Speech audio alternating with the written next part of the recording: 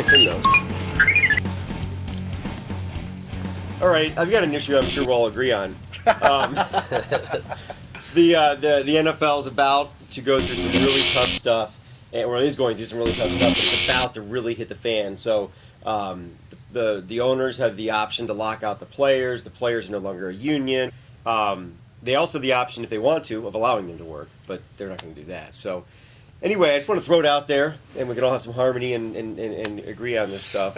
But who are we siding with here? The owners, the players, who's right, who's wrong, and who should just shut up and take what they got coming to them? I mean, both have good causes. The owners are saying good things, and the players are saying good things. But, you know, at the end of the day, you are an employee. So when they decide to pay you, then, you know, you're getting paid for a job. The players see what what the league's making. They know what the salary cap is. These guys can do basic math.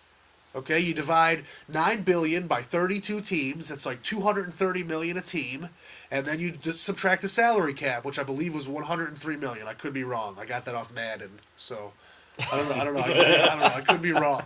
So you subtract that. That's still a profit margin of $105 million per team per year, and that's a successful business. Yankees don't win all those pennants because they're good. Because they're buying. They do because they're buying up all the talent. They're paying all that money. Well, now, I know baseball's a whole different color, but what I'm saying is that if you want to be a successful team, you're going to have talent, and talent costs money.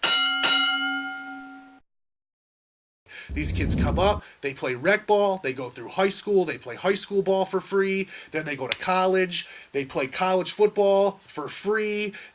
While the universities and all these leagues and all these cable campus channels just make buku advertising dollars, and the kids can't get a tattoo or sell their pants or something like that. They can't make one penny off of any kind of any kind of collegiate sports. When you get to the NFL, that's your time. Well, and you mentioned them coming up through the ranks, playing football at Pee Wee level, high school, college, everybody's making money off them. Every step of the way, they're playing a game they love, a game that we all probably played just for the hell of it for free. They're playing the game they love. They're having fun, getting to do something that most people don't get to do. There are perks involved, whether it be just getting the hottest chick in school or being the the star quarterback or whatever. There are perks involved. So they're not like they're getting nothing out of it. They're living a better life probably than most high school or college kids are. They should be, because they are. And are you factoring into what they're not getting or what they're getting out of it? The tuition that they'd have to pay to go to a nice college, and a lot of students make good on that, and some don't. So if you're playing 2 more games to make 2 more games worth of money, the business makes 2 more games worth of cash, right? That gets divided up the same way. I say 50-50. I say we're there to see the team and we're there to see the players, because players move and we don't move to follow the players.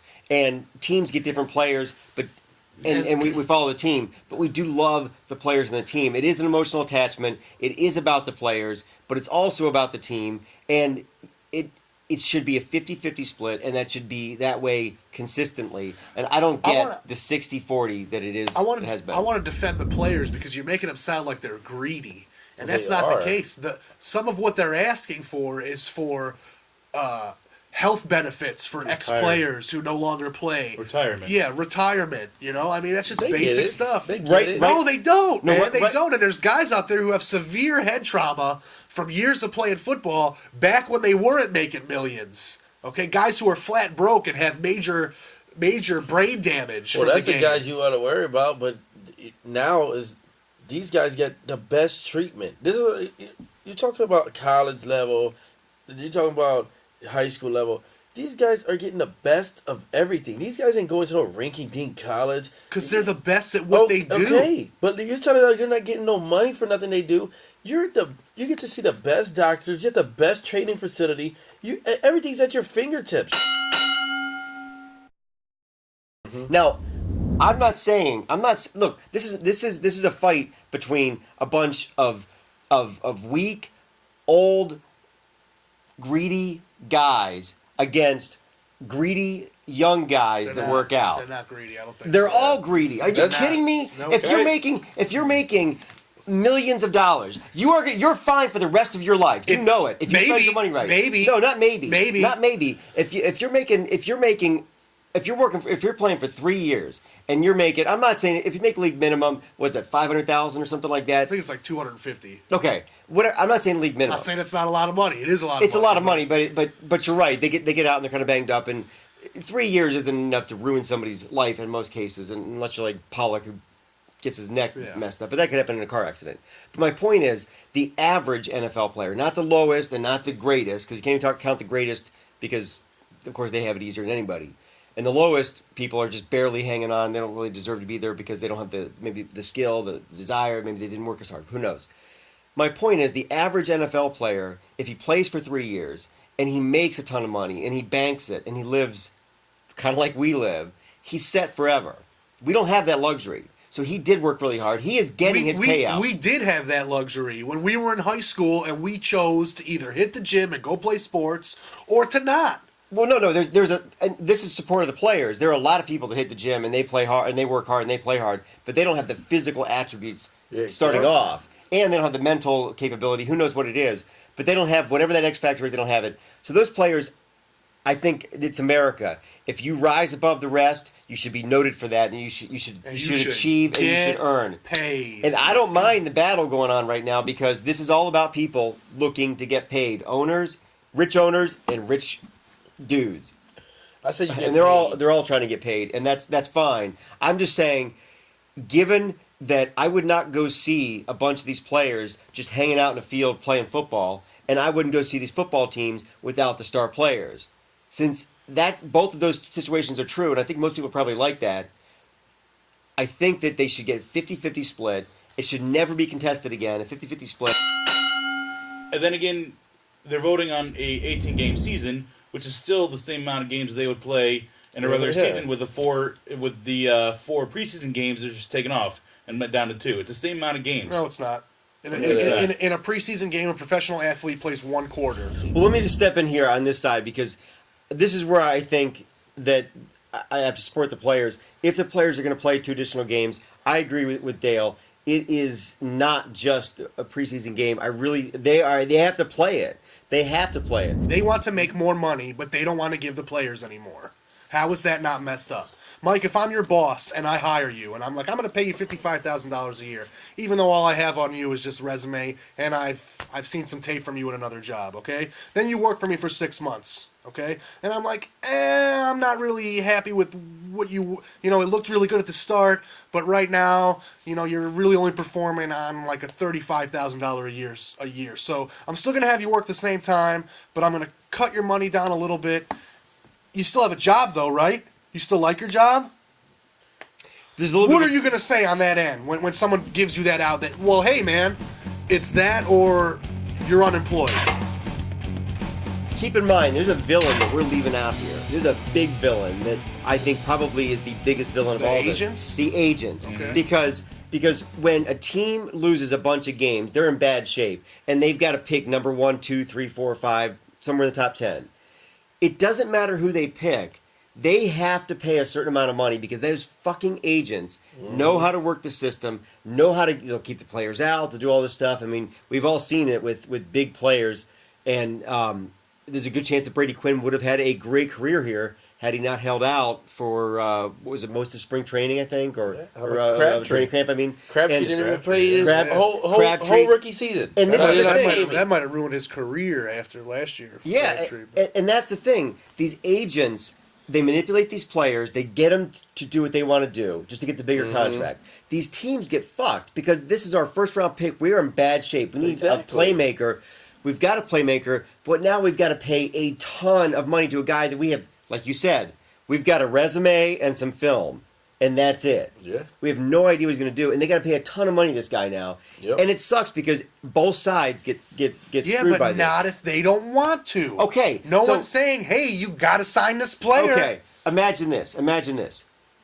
the Browns for the next 4 years don't sign their first-round draft pick, are you going to be happy with the Browns? You're going to be fuming mad. No. You're going to be pissed off. No, but that's not going to be a team that wins because that's not a team that was paying for the talent. But that's the point. It's not that they're paying for the talent. If they pick that same guy at number 15 or 20, which he could be there if other teams chose not to take him, or if you just happen to fall at that slot, then you're going to pay him more of what you're able and willing, or maybe what he's worth. Yeah, you're gonna pay. You're gonna pay for that draft pick, that spot, that number 15. Right. Matthew Stafford was paid for what? He got a contract for 10 years, 10 fucking years. Carson Palmer got a 10-year contract that he wishes he didn't sign, but it can screw players both ways. Mm-hmm. But not when he was signing it. He didn't think that, or he wouldn't have. I think we should have a cap only because what's going to happen with that if we pick that first round pick or that first pick or the third pick, and they blow out their knee. It happens. It's part of the game. Injury is part of the game. $80 million. Yeah. For a season that we lost now we have to pick some other scrub, that 5.940 dash guy that. Why can't they have a first round cap? And then all right, say Sam Bradford, cap it. Say like $20 million for 2 years, whatever. If he's that good, then that team's going to want to put up another 5 years. They're not talking about $20 million for 2 years. That's what they're not talking. They're not talking about that. They're not. That's a good number. Well, I'm just on $10 million a year. That's insane. I'm just throwing numbers out there. I'm just saying, if he's that good after that second year, that team's going to want to put another 5-year contract in him and then more money. Why can't they just do it that way? Why does it have to be upfront money? Why does it have to be a automatic 7-year deal worth $90 million or whatever? Well, I will give you this. That it's business. It is business, and there are decisions that the owners make. But will you at least see this point? That the teams, the businesses, the decision makers get locked into bad situations, and I think it's mostly by the agents, because the agents know how to work the system, and they end up paying a lot of money to players that have not proved themselves yet. So what? And I mean, that happens. I'm not saying. I know Jamarcus Russell happens. Yes, but exactly. it happens. Exactly. Oh, yeah. So what if it happens? So what about this as a compromise? Like if this was like if the owners versus players, if we were sitting down and we were the representatives, what about this as a compromise? Okay, a cap, a reasonable cap. Like you said, there was good money. You said $20 million for 2 years or whatever. He's like, okay, that's good money. That's that.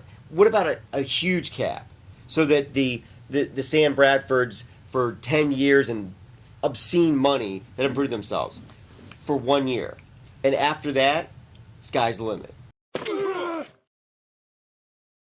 So that way, if a guy comes in and they see the guy's stupid, the guy is a complete asshole, he doesn't care, he breaks his foot like Andre Smith did. That's not helping me. What about all I'm saying to you is that if they find out the guy's stupid, that was all part of the process before they brought this guy in. That's why these kids take all these tests, man. It's not just them out running 40 times. They take tests. There's profiling, interviews, and everything that they break these guys down to get inside their head and find out exactly who these people are before they even give them a penny. And if they're sold on a guy, they're sold on him. I'm buying you. They got nothing to go on other than what scouts tell them, which is limited, and how they played against other college players. They bring in teams to talk to players one-on-one. Like the coach takes them out, and they have dinner, they have a little private workout. How many times have you gone out with a girl and you're like, she's pretty fucking cool, and then like you start dating her for a while and you're like, fuck, she's an absolute bitch. And then what? You sing, that's life. That's it, man. But you're not stuck. What about Jason White? You're not stuck. Thank God we don't have relationship contracts. What about it's a prenup, right?